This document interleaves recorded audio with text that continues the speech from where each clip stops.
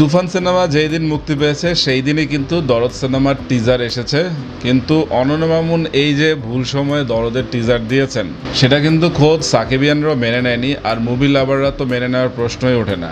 কারণ হচ্ছে বিভিন্ন ফেসবুক জুড়ে এখন ঘুরে বেড়াচ্ছে যে অনন্য মামুন আসলে চাইছেটা কি, তো যেটা নিয়ে কোনো হাইপ কিন্তু ওভাবে তৈরি হয়নি। তো সেটা কি অনন্য মামুনের একটি ভুল মার্কেটিং কিনা, সেরকম প্রশ্ন কিন্তু তার ভক্তরাই বলুন বা হচ্ছে সিনেমা লাভাররাই বলুন, তারা কিন্তু করছে বিভিন্ন ফেসবুক পেজে। তো আমার কাছে ব্যক্তিগতভাবে যেটা মনে হয় যে তুফান সিনেমা যেই দিন মুক্তি পেয়েছে সেই দিন কিন্তু অনন্য মামুন দরদের টিজার না দিলেও পারতো। আমরা কিন্তু কেউই তার কাছ থেকে হচ্ছে দরদের টিজার সেদিন চাইনি। তুফান সিনেমার টিজার নিয়ে যতটা হইচই পড়েছিল নেট দুনিয়ায়, ততটা হইচই কিন্তু দরদের টিজার নিয়ে হয়নি। তো দরদের টিজার কিন্তু একদম ভুল সময়ে দেওয়া হয়েছে, যখন মানুষ হচ্ছে নানা কাজে ব্যস্ত ছিল। তো আমার কাছে যেটা বেটার মনে হয় যে জুলাই মাসের 1 তারিখ থেকে কিংবা হচ্ছে তুফান সিনেমার 1 সপ্তাহ পরেও যদি দরদের টিজারটি দেওয়া হতো, তাও এটা মানুষের মনে কিন্তু ব্যাপক সাড়া ফেলতো। কারণ 2024 সালে সাকিব খানের প্রথম সিনেমা হিসেবে আমরা কিন্তু নাম জানতাম শুধুমাত্র দরদেরই, তারপর রাজকুমার জেনেছি, তারপরে তুফান জেনেছি।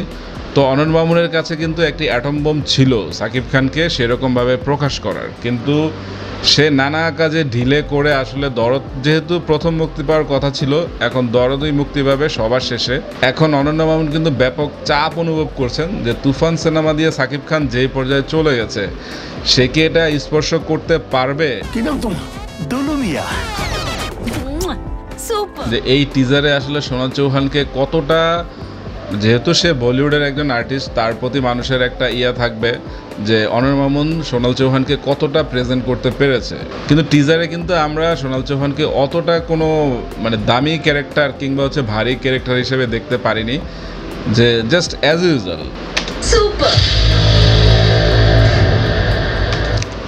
তুফান সিনেমার টিজারের আপনি হচ্ছে এডিটিং বলেন আর হচ্ছে মিউজিকের কথাই বলেন, কিংবা হচ্ছে সাকিব খানকে যেভাবে প্রেজেন্ট করা হয়েছে বা গ্রাফিক্স টেক্সট যেভাবে হচ্ছে ইউজ করা হয়েছে, সব কিছু মিলিয়ে বলেন, এটা একদমই আনকমন ছিল এবং মানে অন্যরকম ছিল।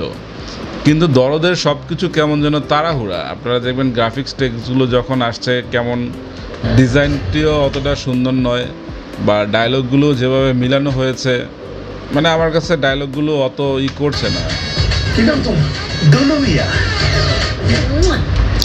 দরদের টিজারটি যেভাবে শুরু হয়, যে বলতেছে কি নাম তোর, সাকিব খান বলল দুলু মিয়া, সোনাল চৌহান বলল সুপার। দেখুন, একটা সিনেমা দিয়ে আপনি যে কোনো সিকোয়েন্স দিয়ে আপনি তো যে কোনো একটা ইমোশন বোঝাতে চাচ্ছেন। তো এখানে ইমোশনটি বা হচ্ছে মানে যেটা বোঝাতে চাচ্ছেন সেটা আসলে দর্শকরা বুঝতে পারছে না। এবং সুপার বলার পরপরই হচ্ছে একটি থ্রিলার মিউজিক চলে আসলো।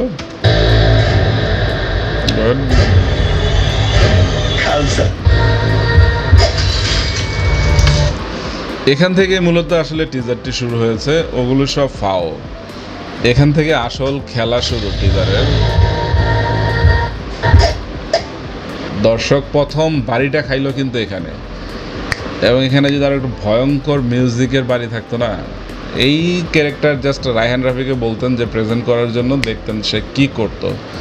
যাই হোক, রায়হান রাফি, অনন্য মামুন। তো সেও যেভাবে সাকিব খানকে ভেবেছে, এই ক্যারেক্টারটিও মনে করি আমি বাংলা সিনেমার একটি ঐতিহাসিক ক্যারেক্টার হয়ে থাকবে। দরদের এই ক্যারেক্টারটিও যখন আপনারা দেখবেন যে এক ক্যারেক্টার থেকে আরেক ক্যারেক্টারে সাকিবের যে রূপান্তর, এই বিষয়টি দারুণ। সে কিন্তু খুবই অ্যাগ্রেসিভভাবে হচ্ছে খুনটা করে ফেললো, এবং খুন করার পরপরই হচ্ছে সে মানে দুর্দান্ত না বিষয়টি। এবং এইটা তো কিছুই না, টিজারটি যেভাবে শেষ হয়েছে সেটা তো আরও দুর্দান্ত।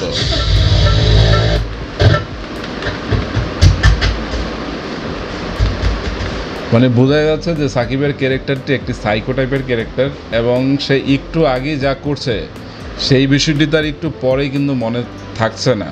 অর্থাৎ সে কি জেনেই করছে না বুঝেই করছে, সেটা আমরা শুধুমাত্র থিয়েটারে গেলেই বুঝতে পারবো। তো তার আগে এই ক্যারেক্টার সম্পর্কে কিছু বলে দেওয়া মানেই হচ্ছে স্পয়লার হয়ে যাওয়া, কারণ এই ছোট্ট টপিকটি হচ্ছে মেন। সে কি জেনে করছে নাকি না জেনে করছে। আবার এই হাসিটি জানান দেয় যে সে জেনে বুঝেই করছে। গুড।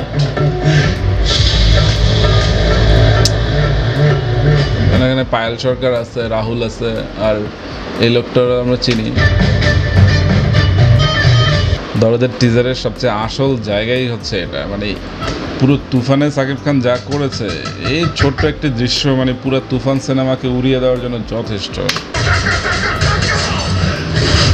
আরও মজা আছে এই যে এখানকার সাকিব খানের যে অভিনয় রে ভাই,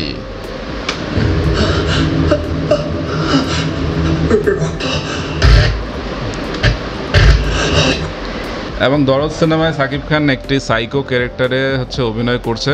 সবশেষে বলবো যে তুফান সিনেমার এত বড় সাফল্যের পর সাকিব খান দরদ সিনেমাটিকে আসলে কোথায় নিয়ে যাবে সেটাও একটি প্রশ্ন।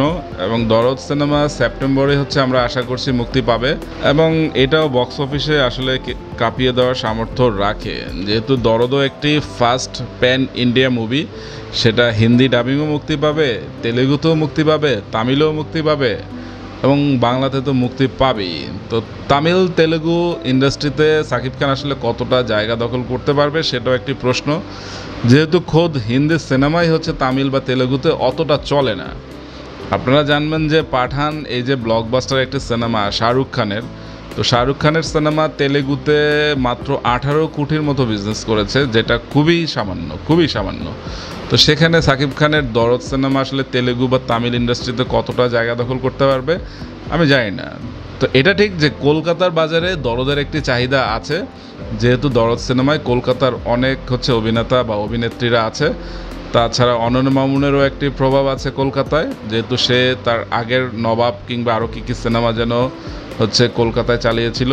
তো তাছাড়া সাকিব খান তুফান যেহেতু আগে মুক্তি পাচ্ছে কলকাতায়, সেখানে একটি বাজার সৃষ্টি হবে। তো দরদের সাকিবের জন্য আসলে হচ্ছে দারুণ ইন্টারেস্ট, কিন্তু আমরা যেরকম ভেবেছি অনন্য মামুন দারুণভাবে একটি টিজার কাট বা হচ্ছে সিনেমা নির্মাণ করবেন, তো সেটা নিয়ে একটু দ্বিধায় আছি। কিন্তু সাকিব খানকে নিয়ে কিন্তু কোনো প্রশ্ন নেই। এই লোকটি প্রিয়তমা সিনেমার পর যেভাবে নিজেকে পরিবর্তন করে নিয়েছে সেটা আসলে দারুণ প্রশংসারই যোগ্য। তো সাকিব খানের এরকম সাকিব খানকে আসলে কেউ দেখেনি, সেটা আমি না, শুধু এখন বাংলা সিনেমা নিয়ে যারা স্বপ্ন দেখছে তারা সবাই বলছে, বা বাংলা সিনেমা যারা দেখা শুরু করেছে নতুন করে তারাও বলছে যে এই সাকিব খান আসলে 2016-র আগে যে সাকিব খান ছিল সেই সাকিব খান না, এটা পুনর্জন্ম হয়েছে এরকম একটা ব্যাপার। তো দেখা যাক এই সাকিব খান আসলে নিজেকে কতটা ধরে রাখতে পারে। তো আমরা সবশেষে চাইবো যে সাকিব খান যাতে নতুন নতুন ক্যারেক্টার নিয়ে আসলে হাজির হয়। দরদ সিনেমা দিয়ে তার এই বছরটি শেষ, এখন নতুন সিনেমায় চুক্তিবদ্ধ হবে নাকি হচ্ছে তুফান 2 আসবে সেটা মাত্র সময় বলে দেবে। তো যাই হোক, সবাই ভালো থাকবেন, টাটা।